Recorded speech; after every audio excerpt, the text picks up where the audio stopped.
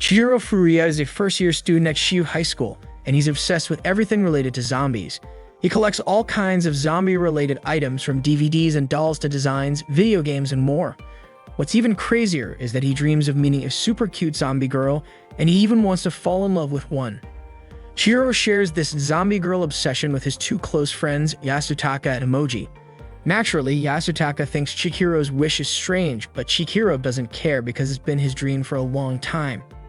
Yasutaka is curious about what exactly makes Chihiro so attracted to cute zombie girls. Chihiro simply replies that it brings joy to his heart. Moji suggests that maybe Chihiro feels sympathy for those who have died and come back to life. However, Yasutaka disagrees with Moji's reasoning. The truth is, even Chihiro doesn't really know what drives his obsession with zombie girls. The Furuya family has a long history of maintaining the Shiryu Temple. Chihiro lives with his family at the temple. His grandfather, Jaguru Furuya, seems a bit senile, while his father, Duwon Furuya, serves as the head priest at the temple. His younger sister, Mero Furuya, is a 12-year-old girl. Every day, Chihiro's father handles breakfast while Mero takes care of the other household chores. During mealtimes, Jaguru repeatedly tells Mero to stop putting Napa cabbage in the miso soup, and Mero always replies that it's just regular cabbage. That's just how Jaguru is, and the whole family is used to it because of his age. Another member of their family is Babu, a stray cat that used to roam around the temple until they adopted him. Chihiro's mother passed away when he was young, and he doesn't even remember her anymore.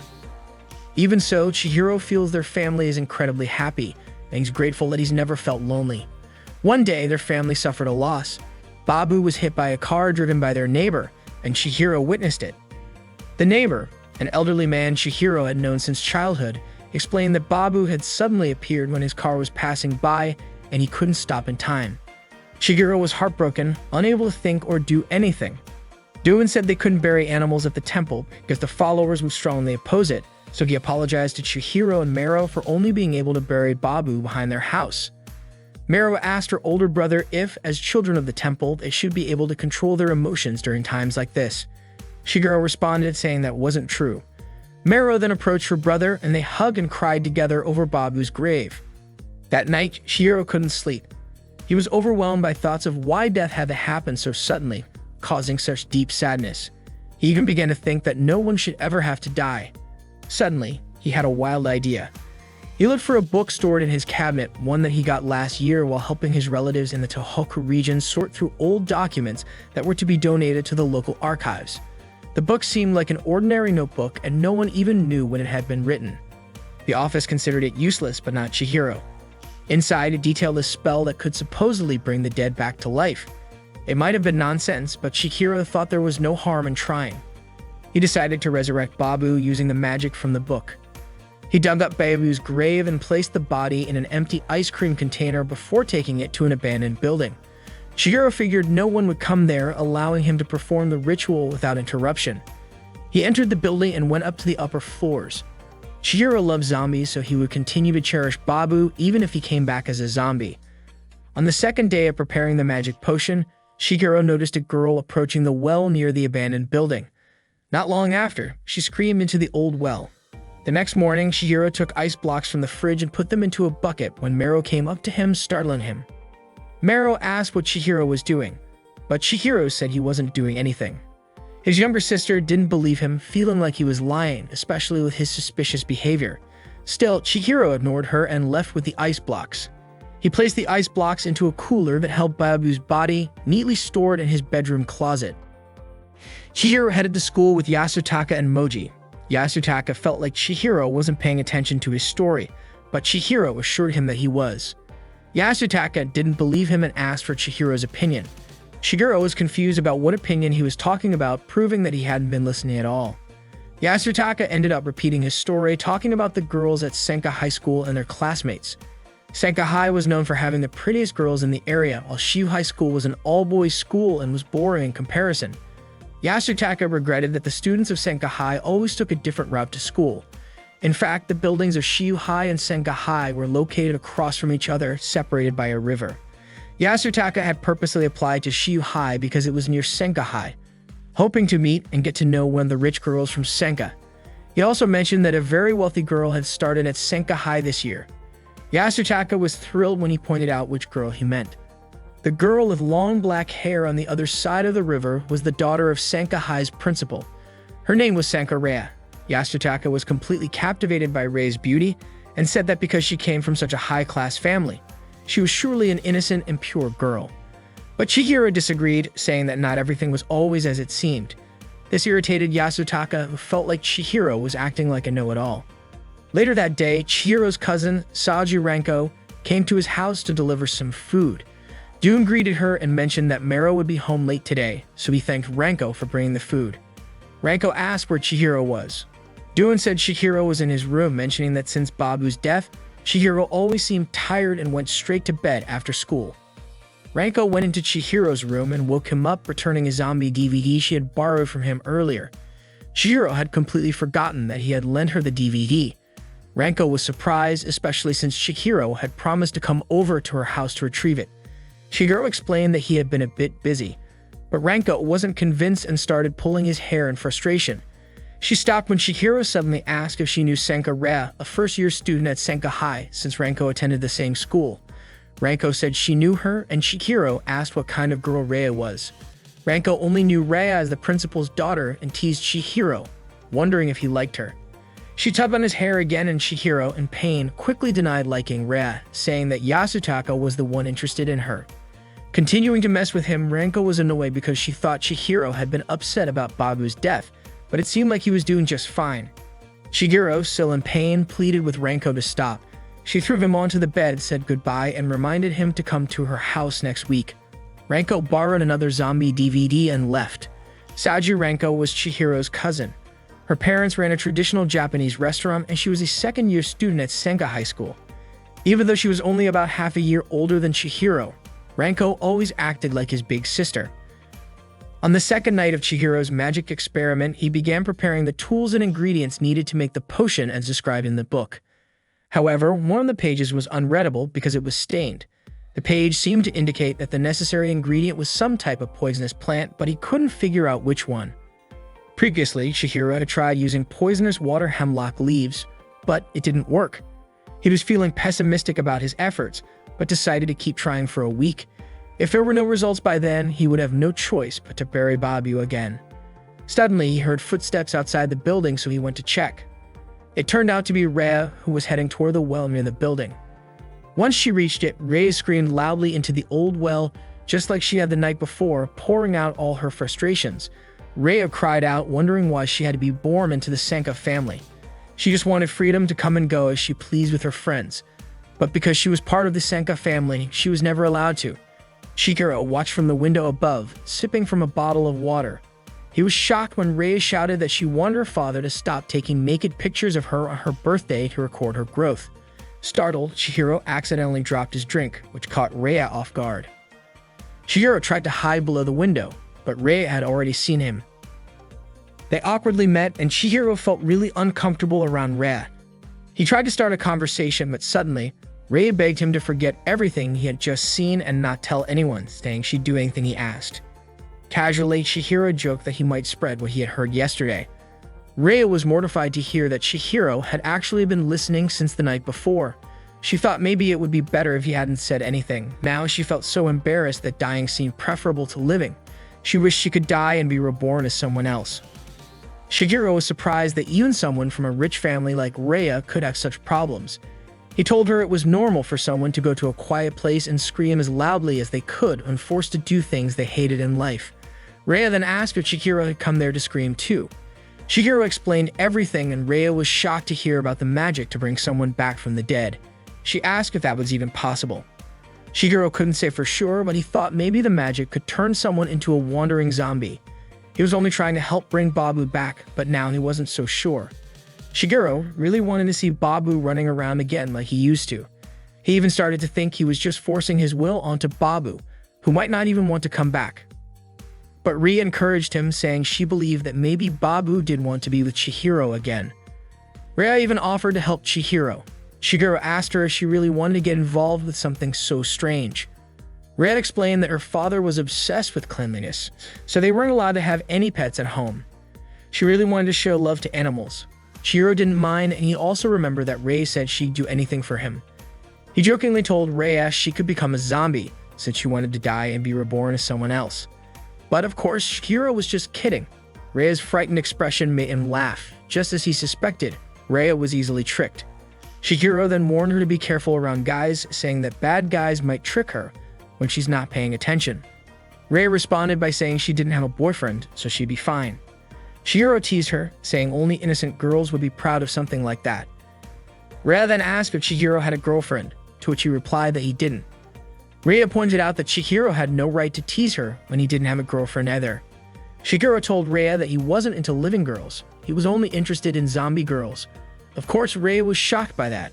Chihiro wasn't joking about this. Ever since he was a kid, he had been searching for a zombie girl, though it was obviously hard to find one. Reia stood up and asked Chihiro if he was ready to keep his word if she ever became a zombie.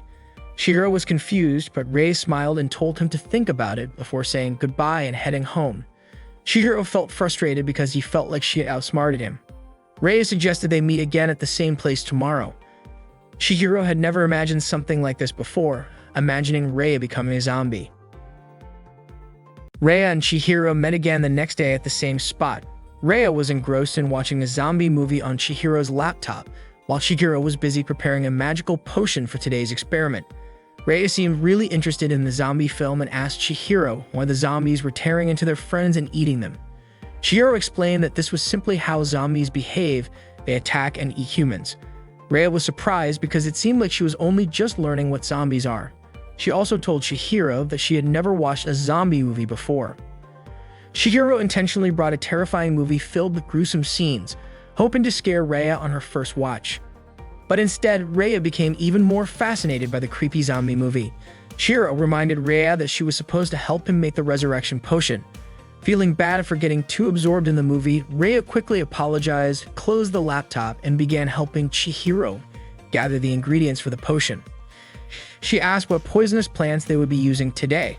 It seemed like Chihiro was running out of ideas and was becoming a bit doubtful about successfully creating a resurrection potion, especially since parts of the instructions in the book were unreadable.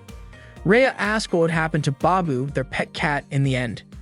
Chihiro simply replied that he might have to bury him, especially since this was the 5th day of trying to create the resurrection potion. Chihiro teased Reia by asking if she would eat Babu, and of course, Reia didn't understand why Chihiro would even think that. Chihiro clarified that it was just a joke. He mentioned that he had already tried using all the poisonous plants in the area from morning glory, lily, water hemlock, to Chinese plum. Chihiro then wondered what plant they should try next. Suddenly, Reia suggested they go outside to find more poisonous plants. She hurriedly left, but as she walked, she tripped over a bowling ball, causing her skirt to flip up.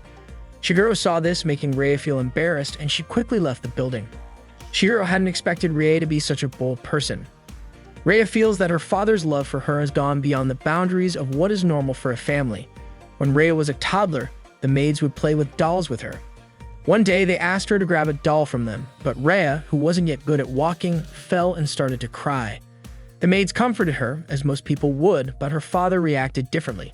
He was upset about the incident, and the next day, all the maids who had played with her were fired. As a child, she would often play ball with the maids in the yard. One day, while they were playing, a cute cat appeared. Naturally, her childlike instincts kicked in, and she went over to pet it. Her father, Sanka, watched the entire scene from behind a window. The next day, the cat was gone, and so was the maid who had been watching her. Reia was mostly left with her mother, Sankarea, who was distant and cold toward her. Every year on Reia's birthday, her father would take photos of her without any clothes on. As Reia grew older, she started to realize that what her father was doing was far from normal. Even Reia became a little suspicious of Danichiru's feelings toward Reia. It got to a point where Reia couldn't take it anymore. She often felt Danichiru's presence or the presence of one of his subordinates watching her. It was a gaze that followed her no matter where she went. At school, Reia made her first friend Nakadai, who is a friendly girl. She comes from a respected family, so Danichiru allowed Reia to be friends with her. Before this, Reia always thought that everyone hides their suffering behind a smile, but after befriending Nakadai, she started to realize that her thinking was wrong. It was just that she hadn't been lucky in life. Reia often visited Nakadai's house and saw the warmth and affection in Nakadai's family. For the first time, Reia shared the things she had been going through with Nakadai, and Nakadai was shocked to hear it. Nakadai thought it was really strange for Danichiru to take photos of his daughter without clothes on. She also suggested that Rhea ask Danakuru to stop doing that. However, Rhea was still too afraid to anger her father. Makadai also mentioned that she had fought their father before and that fighting with one's dad was a normal part of family life. But after that conversation, Rhea regretted sharing all her secrets with Makadai.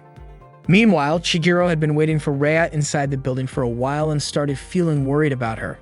He was afraid Rhea might have gotten lost in the forest or even slipped and fallen into the river, although he wasn't sure if Rhea would do something that dangerous. He looked out the window and was shocked to see Rhea struggling to climb a steep hill. Chihiro rushed out to help her and arrived just as Rhea was about to slip.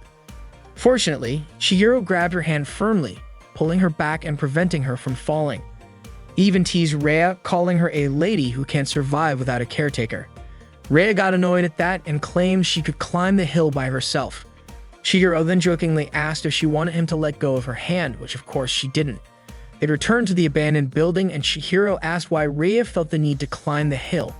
Rhea simply replied that she saw the plant she was looking for growing near the grave at the top, and she thought it would be faster to get there by climbing. Chihiro called her a reckless rich girl, but Rhea didn't care. She said that even if she fell and died, Chihiro could just bring her back to life as a zombie. Chihiro was startled by this, especially since he hadn't even managed to revive Babu yet. He also pointed out that he had never said he would bring Rhea back to life if she died. Rhea made it clear, though, that she was begging Chihiro to revive her if that ever happened to her. Rhea finally found the courage to ask Danakuru to stop his actions. She refused to be photographed without clothes. Danakuru then asked why she was rejecting this, claiming it was a normal thing for parents to document their child's physical growth. Rhea shouted back, saying it was not normal and unlike other families. She wanted them to be a normal family. She wanted to live a normal life just like everyone else. Danakuru then asked if someone had said something to her, but Rhea denied it, though Danakuru kept pressing. Rhea grew angrier and told him that anyone would find what he was doing strange. Danakuru simply responded that Rhea didn't understand. The only thing that was truly real in this world was Danakuru's love for her. He then walked away, but Rhea was left feeling deeply unsettled. Sure enough, the next day a friend told Rhea that Nakadai was moving away, saying that something had happened to Nakadai's father. He had been forced to quit his job. Rhea knew Danakuru was behind this. Once again, he had interfered. Rhea ran to see Nakadai, relieved she could still catch her before she moved. Nakadai was going to a cat shelter because her new home wouldn't allow pets. Nakadai's family had changed and she was angry with Rhea for saying something to Danakuru. Nakadai felt that she had never interfered in Rhea's life, and now she regretted ever being friends with her. Nakadai left Rhea standing there, feeling devastated. Rhea became more convinced that Danakuru had taken everything from her. Danakuru explained to Rhea that happiness means something different to everyone. He believed that the purity of his love for her was something no one else could understand, and he told her that one day she would realize how deep his love was, deeper than anyone else's. He also warned Rhea that if she didn't understand, someone else would suffer. Danakuru insisted that Rhea didn't realize how much better her life was compared to others. Then Danakuru demanded that Rhea take off her clothes so he could take her picture for her birthday this time. Rhea couldn't stop him this time. She realized that if her happiness came at the cost of someone else's suffering, she would rather live in sadness. Rhea showed Chihiro the poisonous plant she had collected. It was a hydrangea. Chihiro asked why she had chosen a plant that grew all over town. Rhea explained that many people didn't realize how dangerous it was. It was a symbol of her family and she had many in their garden. Even when she was little, her father had warned her never to put it in her mouth. Suddenly, Chihiro remembered that his forgetful grandfather used to eat hydrangea leaves all the time. Rhea was surprised and wondered if the plant's effects vary depending on the person. They decided to try it out. Chihiro crushed the hydrangea leaves into his potion mixture, and after adding all the ingredients, the potion was ready to test. Chihiro carefully took Babu's body out of the icebox and with care placed the mixture in Babu's mouth. Both Chihiro and Rhea were hopeful that this time the experiment would work, but after waiting for a while, there were still no signs of life from Babu. They concluded that once again the experiment had failed. Chihiro and Rhea began to pack up, getting ready to head home. Rhea asked what other poisonous plants they might try tomorrow, but Chihiro refused. He felt sorry for Babu, saying he couldn't keep forcing things for his own selfish reasons. He decided it was time to bury Babu, and Rhea agreed. Chihiro thanked Rhea for helping him, and Rhea nervously asked if they wouldn't meet again at this place, but quickly got embarrassed and said goodbye before heading off. Chihiro noticed that Rhea was walking with a slight limp. Rhea mentioned that she had twisted her ankle when she slipped earlier, but said she was fine and continued walking. But Chihiro, worried, ran up to her and lifted her onto his back, much to her surprise as she shouted in shock. He then placed her on the back of his bike and asked her to hold the icebox with Babu's body inside.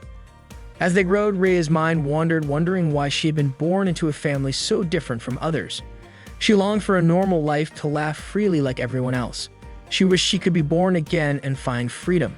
If that wasn't possible, then maybe it would be better to just die. Rhea asked Chihiro to stop the bike near a tunnel not far from her home. Chihiro, confused, asked if her house wasn't up the hill and offered to take her all the way to the front door. But Rhea refused, explaining that she never used the front entrance. She planned to sneak in through a secret door hidden in the bushes, and fortunately, her father hadn't grown suspicious yet. Chihiro wondered how terrifying Rhea's father must be. Before leaving, he reminded Rhea not to be late for Babu's funeral tomorrow, and she agreed. Rhea slipped through the hydrangea bushes and Chihiro continued on his way. Little did they know, Danikaru was watching them from afar through binoculars. When Rhea reached the back door of her house, Danikaru called out to her and immediately slapped her across the face. Ranko was soaking in Chihiro's bathtub when she suddenly heard the sound of Chihiro's bike stopping outside. She greeted him from the bathroom window, catching Chihiro off guard. Shocked, Chihiro asked why Ranko was in his bathroom. Ranko casually responded that she was just returning his DVD. Annoyed, Chihiro questioned why Ranko was using his family's bathtub like it was her own, but Ranko reminded him that since they were cousins, it wasn't a big deal. Ranko then started interrogating Chihiro, asking where he had been this late at night. Chihiro made up an excuse, saying he went to the store to buy ice cream and took a short break by the river. Ranko found his explanation odd, especially since Mero had told her that Chihiro had been going out every night since Babu died, always carrying that ice cream storage box with him. Chihiro continued to defend himself, claiming that he was just playing with a raft at the river. Curious, Ranko approached the ice cream box and demanded to know what was really inside. Panicking, Chihiro begged her not to open it. Teasing him, Ranko asked if Chihiro's zombie obsession was starting to get the better of him, suggesting he might be doing something inappropriate with Babu's body. Ignoring Chihiro's pleas, Ranko opened the lid of the box and suddenly, something jumped out. Chihiro was overjoyed. This meant his magic had worked and Babu was alive again. The event happened so quickly that Ranko didn't get a good look at what had come out of the box. Meanwhile, Rhea was feeling heartbroken because she wouldn't be able to see Chihiro for Babu's funeral tomorrow. Danichiro had forbidden her from leaving the house, not even for school. Secretly, Rhea had taken a small portion of the magic potion she and Chihiro had made together. Even though it probably wouldn't bring her back to life, it still contained poison. Desperate, she drank the potion, hoping it would kill her. Rhea had lost all hope in her life, feeling that it would be better to die than to continue living in such misery. Chihiro recalls the time he gave Rhea a ride home, and throughout the journey, neither of them spoke a word. Rhea simply enjoyed the trip with Chihiro, as it was the first time she could go out with someone else. Before this, her father had always forbidden her from going out with her friends. Chihiro regrets that moment a little. He should have asked her what she was thinking, or maybe about her hopes for the future. If he had done so, that might have been his last chance to help Rhea. Danichiro's rage became uncontrollable when he found out that Rhea had secretly left the house to meet Chihiro. When Rhea returned, he didn't hesitate to slap her multiple times. He strictly forbade her from leaving the house, even stopping her from going to school. Rhea couldn't stand Danichiro's oppressive behavior anymore, so she decided to drink the potion Chihiro had made to resurrect Babu. Rhea hoped the poison in the potion would kill her, but unfortunately, things didn't go as she expected. She woke up the next morning and she was ready to head to school, still hoping her father would allow her to go. She went to the dining room to see her father and mother. Rhea greeted them and Danichiro welcomed her. Arya asked Rhea why she had broken her promise and snuck out of the house the previous night. Rhea apologized for what happened, saying that she had just wanted to take a walk in the forest to admire the beautiful moon. Arya, clearly upset, warned Rhea to be careful with her actions, also pointing out that every decision Rhea made could affect Arya's reputation as the school principal. Danichiro then warned Arya not to scold Rhea again. Arya left the dining room, ignoring Rhea. Danichiro apologized to Rhea for hitting her the night before.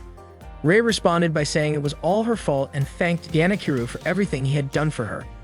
Danichiro praised Rhea for being a good girl and understanding him. He assured Rhea that he was the only one capable of protecting her.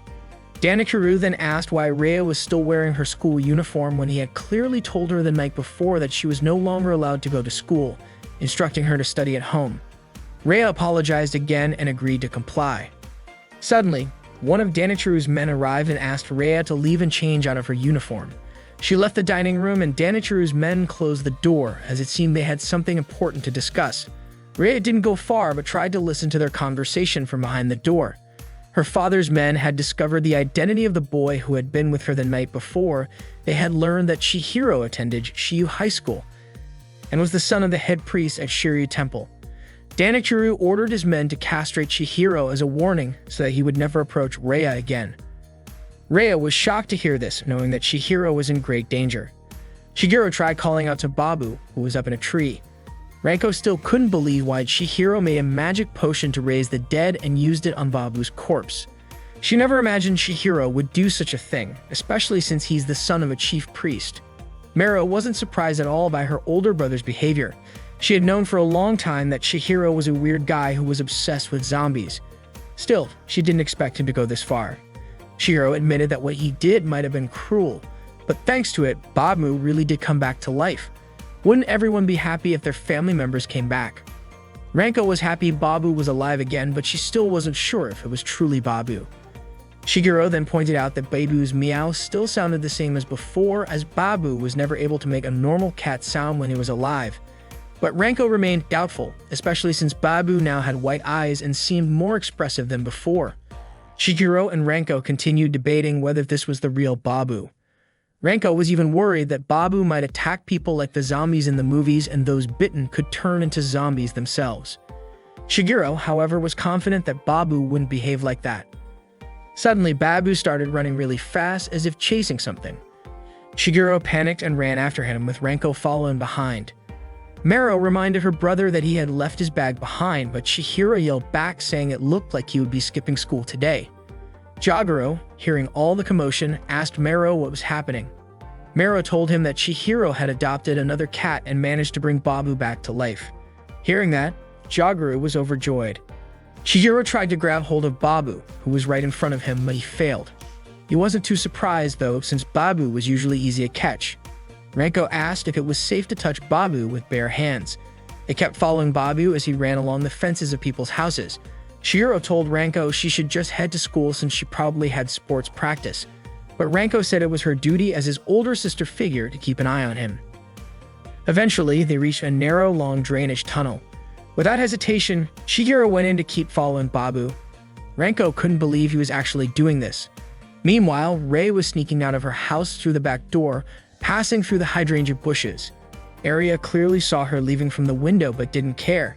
Danikuru passed by and Arya offered him some wine, but he ignored her as usual. Arya knew Danikuru had long since stopped paying attention to her. The tunnel Babu went through was incredibly narrow and long, but Chihiro wasn't giving up. Ranko, reluctantly, followed behind him.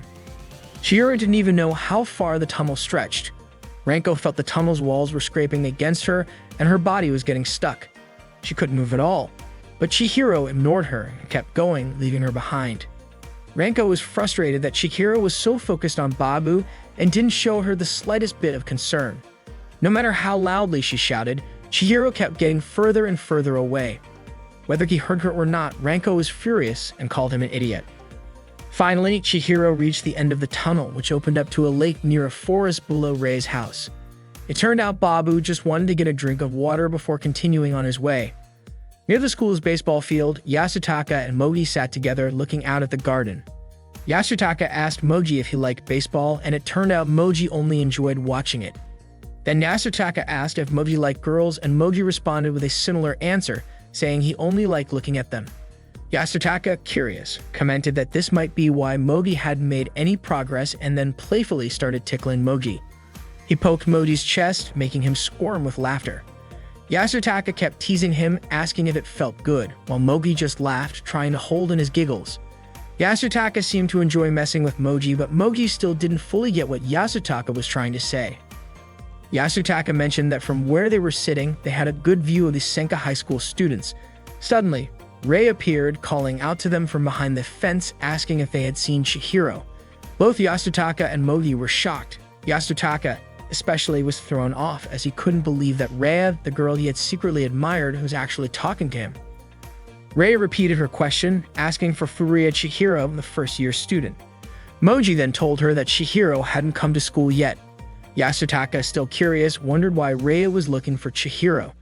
Rhea, somewhat nervously, replied that Chihiro was about to be castrated, thanked them, and quickly left.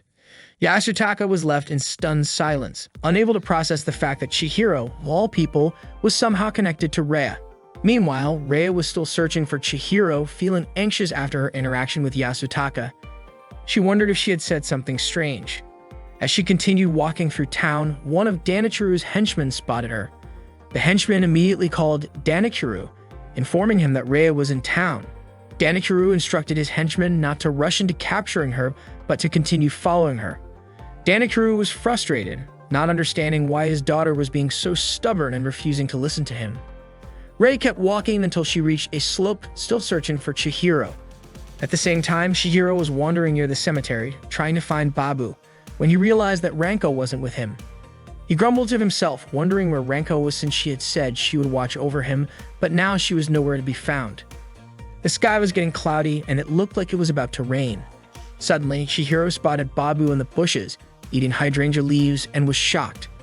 Chihiro then remembered that this was the same place where Rhea had gotten the hydrangea flowers the night before. To his surprise, he then noticed Rhea herself limping along the cliff above. Rhea thought Chihiro was waiting for her at the old building, so she was heading there, hoping to meet him again. She felt incredibly guilty and didn't want Chihiro to get into trouble with Danichiru because of her. Suddenly, Danichiru called out to her, asking where she was going. Startled, Rhea turned to see Danichiru and his henchmen standing behind her. Danichiru calmly suggested that while it was nice to go for a walk in the woods, this was getting a bit far. Chihiro watched the entire scene from below, confused about what was going on. Danichiru tried to coax Rhea into coming back home, saying it wasn't too late to forgive her for her actions. He reminded her that she was his daughter, a bright and intelligent girl, and a member of the Sanka family. As he reached out to touch her, Rhea firmly pushed him away, telling him no for the first time in her life. This bold move shocked Danichiru. Chihiro, still watching, couldn't understand what they were talking about. Danichiru, stunned by Rhea's defiance, asked her to explain her behavior. Rhea finally spoke up, telling him that while she knew she was his daughter, that didn't mean he owned her heart and body. All she wanted was a little freedom. Danichiru then asked her what kind of freedom she was looking for. Was it the freedom to leave home or the freedom to love someone? Rhea stood silent for a moment, but Danichiru forcefully grabbed her hand, trying to drag her back home. Babu, who had been watching the whole time, climbed up the slope and chased after them. Rhea kept begging her father to let her go just for today, but Danichiru firmly refused, knowing that Rhea only wanted to meet Chihiro. Babu approached them, and Danichiru, startled, called the cat filthy. He became frightened, knowing that he was allergic. As Babu got closer, Danichiru tried to shoo the cat away, terrified his allergy would flare up again. Rhea couldn't believe what she was seeing. She shook free of Danichiru's grip and rushed over to Babu, unable to comprehend that the cat had somehow come back to life. Danichiru shouted at her not to touch the dirty animal, but Rhea ignored him. She knelt beside Babu, asking if Chihiro had perfected the potion or if perhaps the concoction he made last night really worked. Suddenly, Danichiru stepped forward and tried to whip Babu, but Rhea quickly blocked the blow. The whip struck Rhea instead, causing her to lose her balance and tumble down the slope. Danichiru panicked, unable to believe what had just happened. Just before she fell, Rhea caught sight of Chihiro, but it was too late. Her body crashed onto a sharp rock and then tumbled into a patch of hydrangeas. Bloody, Rhea died instantly. Danichiru stood frozen, utterly devastated by the sight of his daughter's lifeless body. As the rain began to pour down, soaking everything in its path, Chihiro rushed to Rhea's side, overwhelmed with sorrow. He screamed, begging Rhea to say something, desperate for her to still be alive. Chihiro muttered that Rhea didn't need to die for real, that what he said earlier was just a joke. But now he realized Rhea's request to be brought back to life had been more serious than he ever imagined. He broke down in tears, devastated that he couldn't save her. As he mourned, Babu approached Rhea's body and began licking the blood from her hand. Just as Chihiro was about to walk away, he suddenly heard someone call his name. He froze, unable to believe his ears. It was Rhea. Her lifeless body was rising, stumbling toward him, softly whispering his name. Chihiro stood in disbelief, unsure of what he was witnessing. He hadn't given her any resurrection potion. None of this made sense. Danichiro's men were equally stunned, unable to comprehend what had just happened to their master's daughter. They tried to calm him down, but Imane couldn't explain what they were seeing.